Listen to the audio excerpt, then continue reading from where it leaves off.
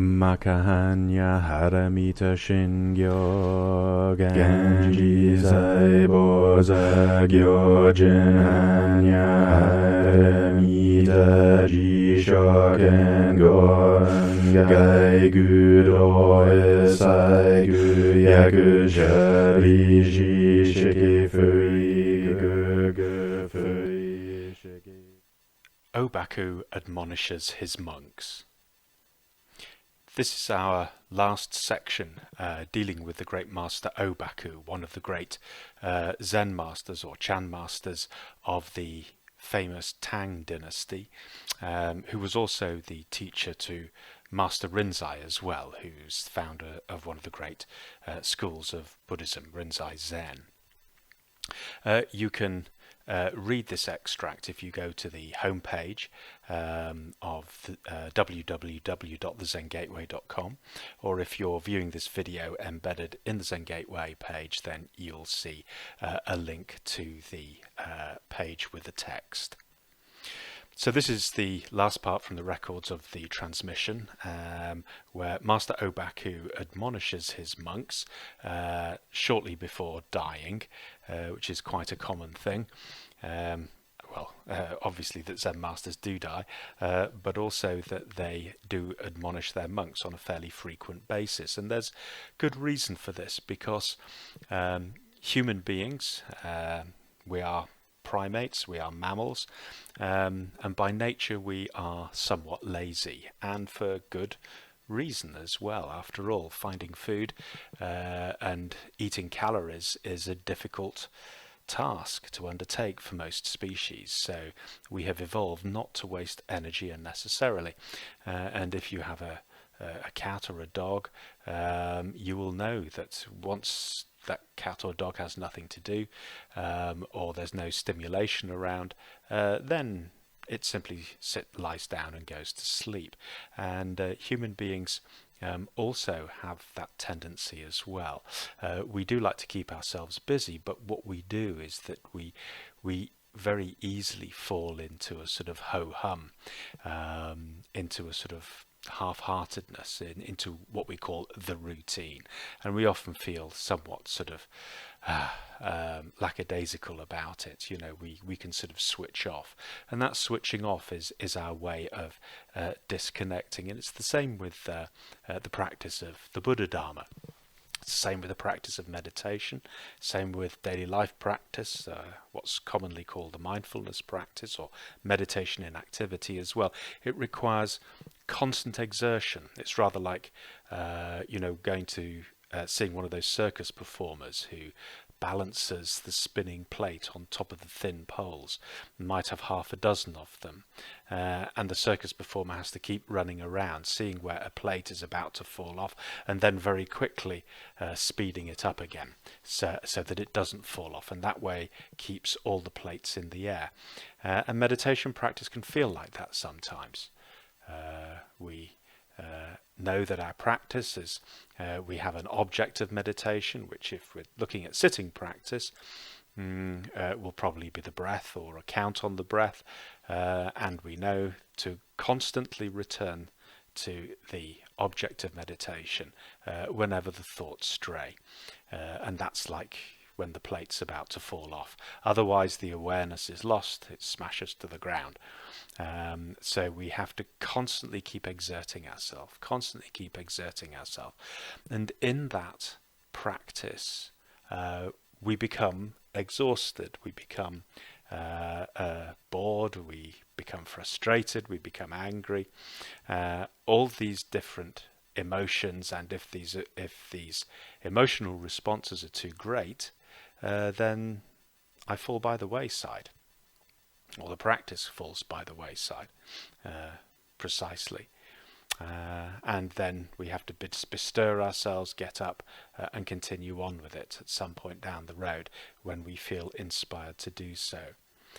So this continuous admonition, this continual bestirring, is not easy to do, which is why practicing with a group Sitting, for example, meditation with a group is very good. I know many people who come and say they find great difficulty sitting still for half an hour or for 90 minutes, which is how we commonly sit in a temple.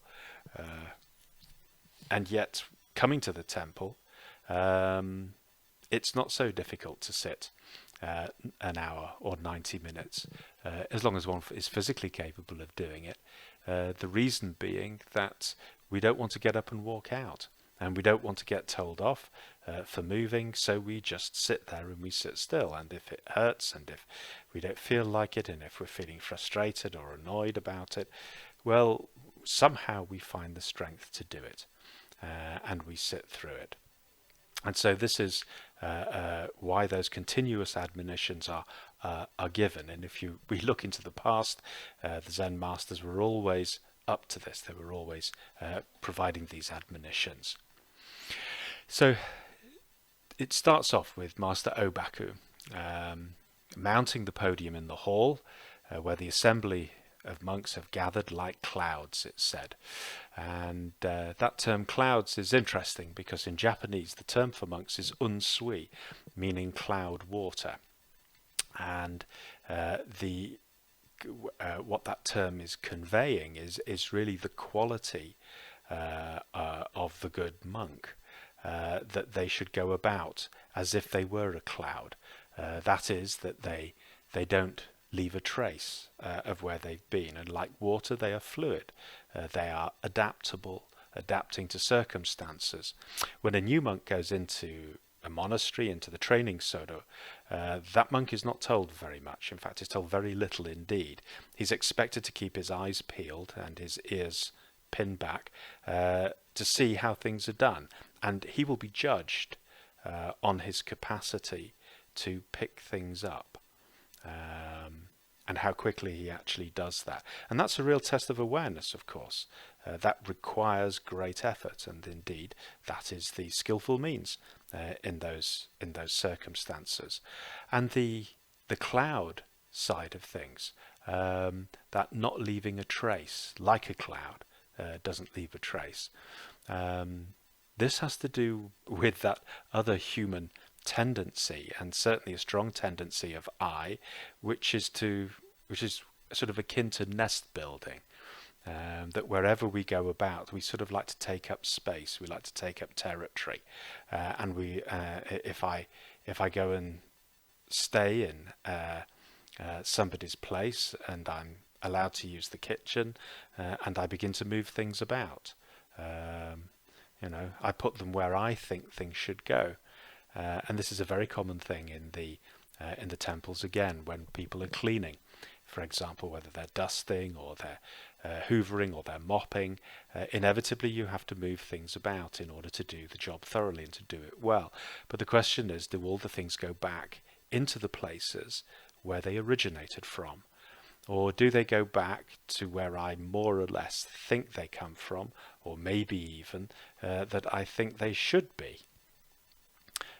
This tendency to always put my stamp on things in the training sodo is something that's jumped on from a great height, precisely because we, again, to go back to that, like that water, learning to adapt to the differing circumstances. We learn to lay down my way of doing it and to go with the circumstances. Remember, this is a training temple, or this is a training sodo. So things have been sorted out very carefully indeed to make maximum use of circumstances for the training of the monks who actually go there. So the assembly had gathered like clouds, and the master said, "All of you, what is it that you wish to seek?" We may sort of think, well, isn't that rather obvious? I mean, here they are, the monks, coming into, they've been training in the sodo. It's quite a harsh life. What a strange question. Surely they're seeking Buddhahood, enlightenment, satori. But actually, in a large community like that, there will be, and certainly at this time, there will be differing circumstances.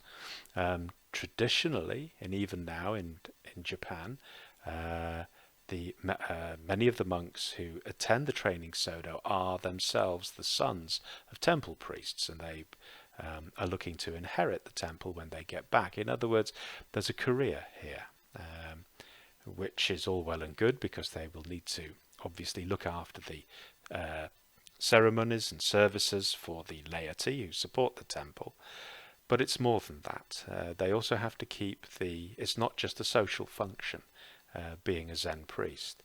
They also have to keep the spirit of Zen itself alive. And that means that, well, to quote Bodhidharma, they have to break their bones in order to penetrate into this great matter.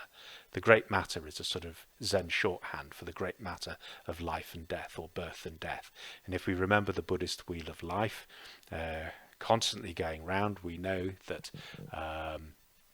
this is samsara, and the task was to leave that wheel, to be free of the continuous rebirth into the states of samsara, which itself means aimlessly wandering about through a succession of states, and to enter nirvana, to be free from it.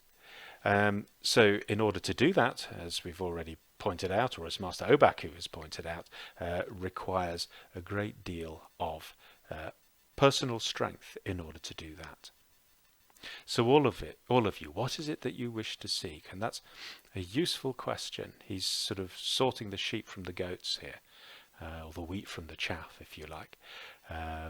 Those who are there just to eat their meals and to pass out and go and take over a temple, have a bit of a cushy job.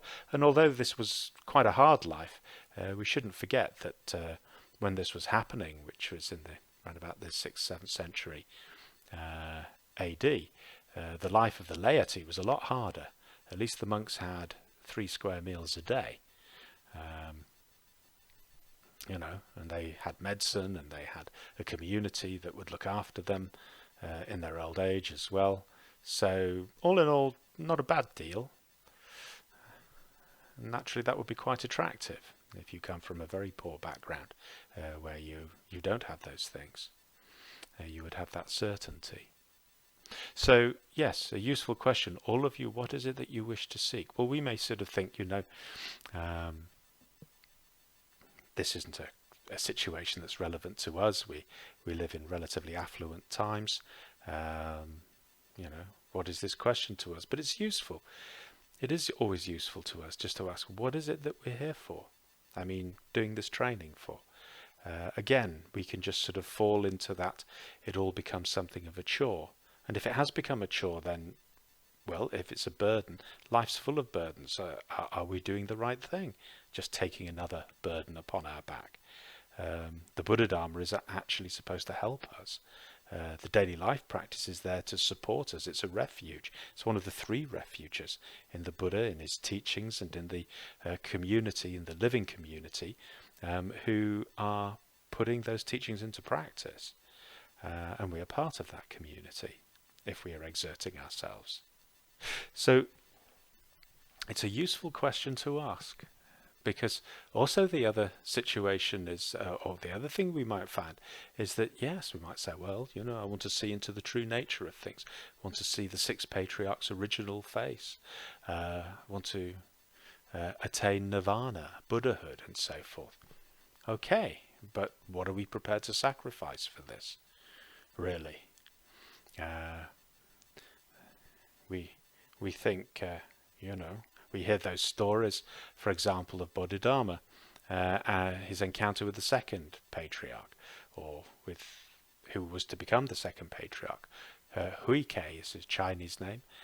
Eka is his Japanese name. And when Bodhidharma admonished him, saying that his efforts were paltry, then Huikei cut off his right arm and offered it to Bodhidharma as a sign of his sincerity.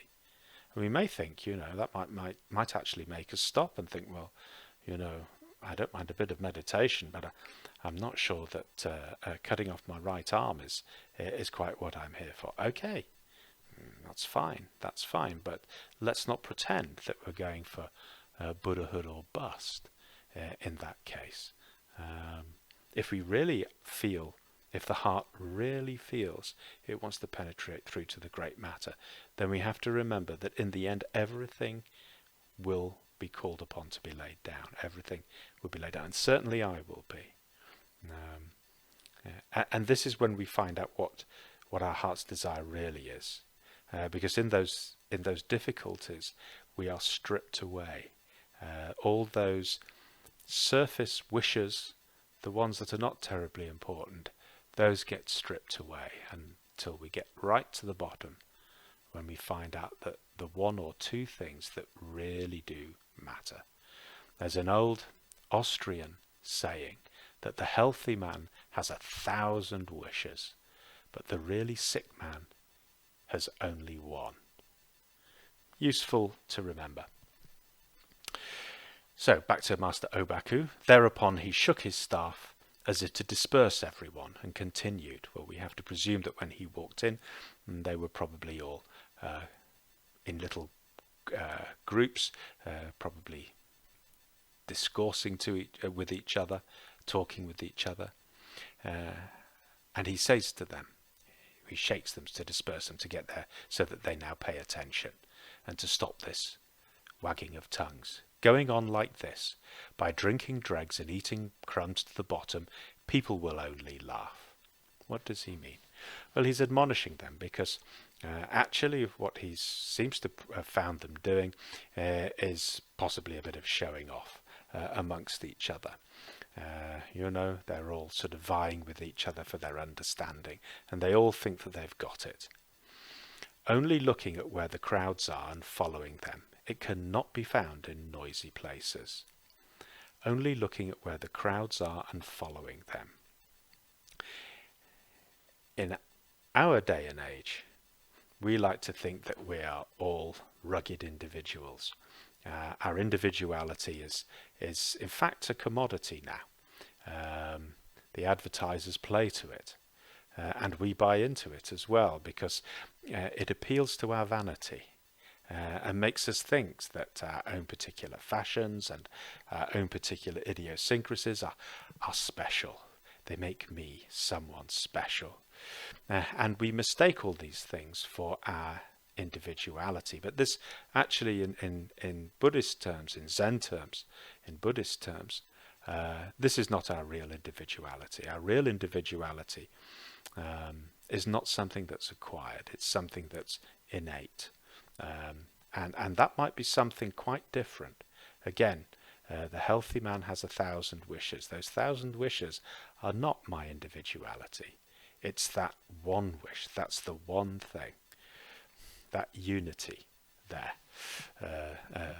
This is the thing that in these circumstances show the nature of the individual. And of course, the individual nature and the nature of the group are related, and in very much the same way. I mean, looking out of the window here, I see the magnolia tree, and it's autumn, but early autumn still, and the leaves still mainly on the tree, and every single magnolia leaf is recognizably belonging to that species.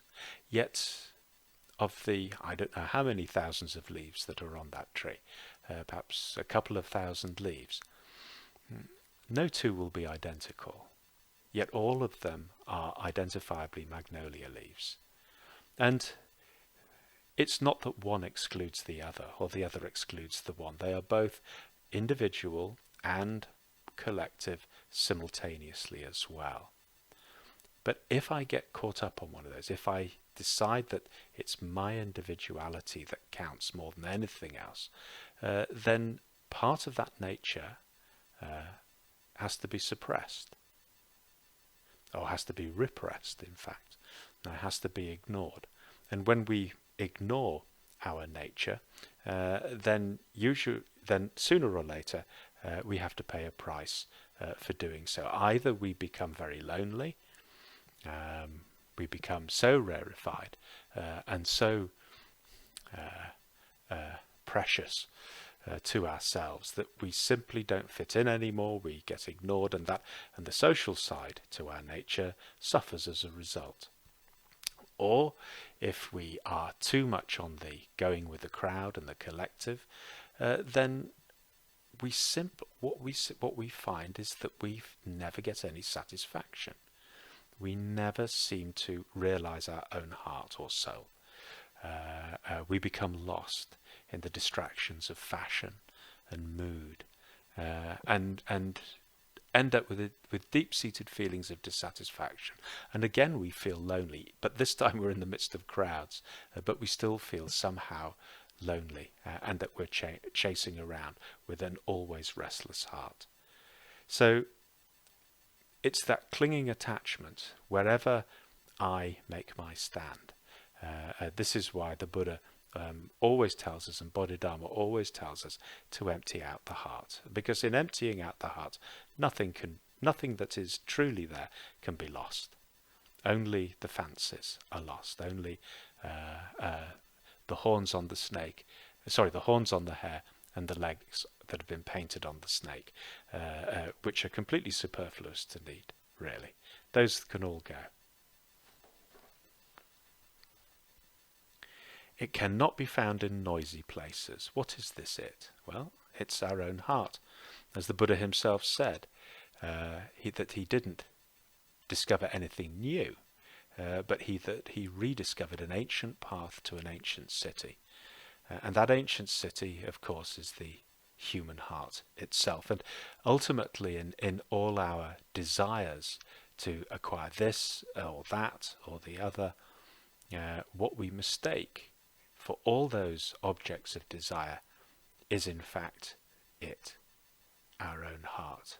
When we rediscover our own heart, then the heart becomes still, quite of itself. And that's not to say that we then sit down and grow roots. Not at all.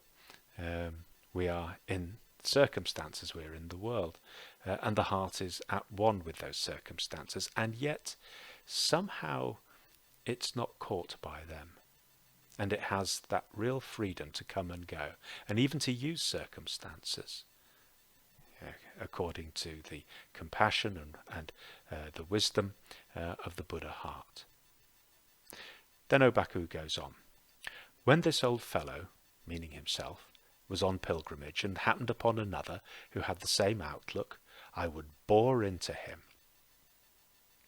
If he knew of the itches and pains of Chan practice, it was good to share the rice ration with him. So, this going out on pilgrimage is something that all the monks did. Once they had attained to a certain level of insight, then they were expected to go on pilgrimage, and they would leave their monastery and go out and find other masters. And there they would be tested. And if they passed, then they would leave that place and go to another place. And if they didn't pass, if the master bested them, then they would settle themselves down under that master until the matter was clear again. And this was that testing, and really testing to make sure that the insight was solid and firm and fully clear, and that the heart had truly been laid down. There is a story, actually, of Obaku on pilgrimage. One day he comes across another monk, and they fall in with each other, and they get on very well indeed. And so they decide to set out together and in the same direction. And after a while they come to a river. And Master Obaku sits himself down because the ferry has just gone and there's no bridge. But the other monk steps out on the water and walks part the way over the water, turns round and says to Obaku, he says, "Come on," he says, "you can do this." And Obaku just shakes his head. And the monk again says, "Yes, you can. I can do it. Look, why don't you hold my hand and come over? You won't sink. You'll be fine." And Obaku staunchly refused to do it. And the other monk goes to the other side and then waits, and finally Obaku catches the ferry and goes across. And when he goes across, Obaku goes up to the monk and admonishes him and says, "If I had known you were such as one as this, I would never have taken up company with you." And with that he departed. When two thieves meet, even in the middle of night, even in the darkness of the night, they will always recognize each other.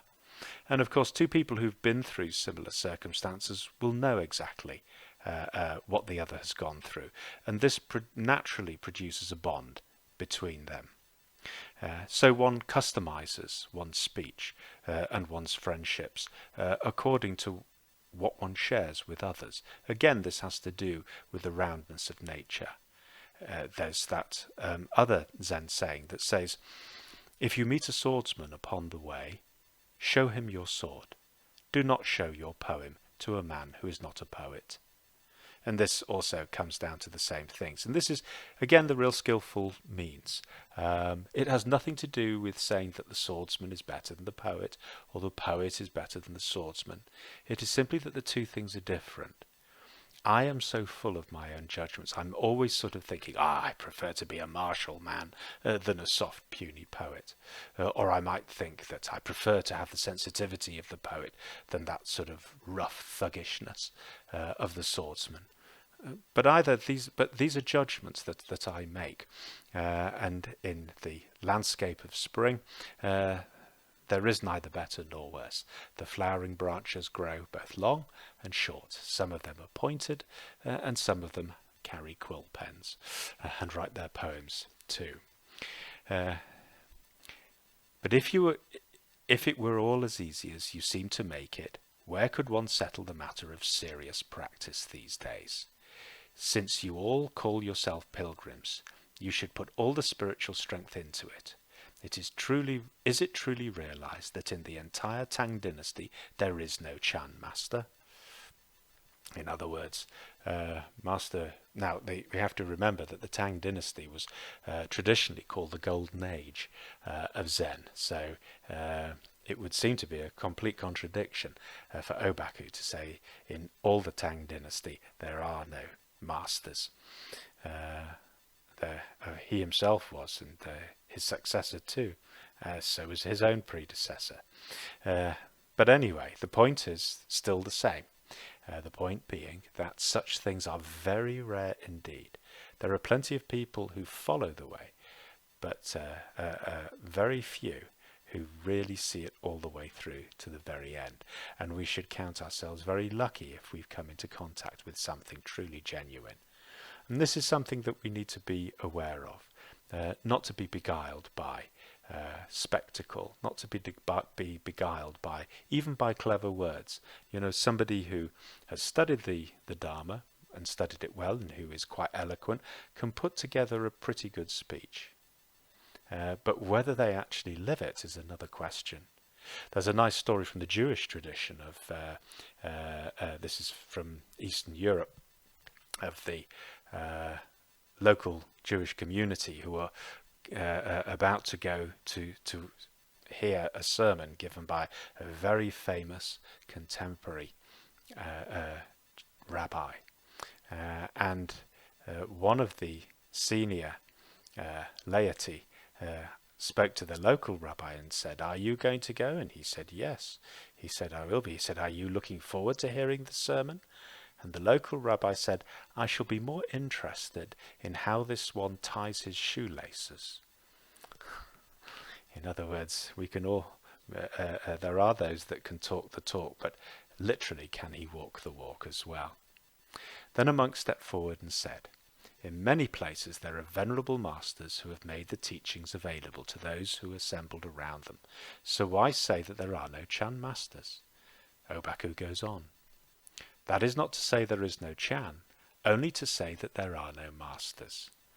So the Zen is still available, the Buddha Dharma is still available, but to say that there are masters, well, don't just take it for granted.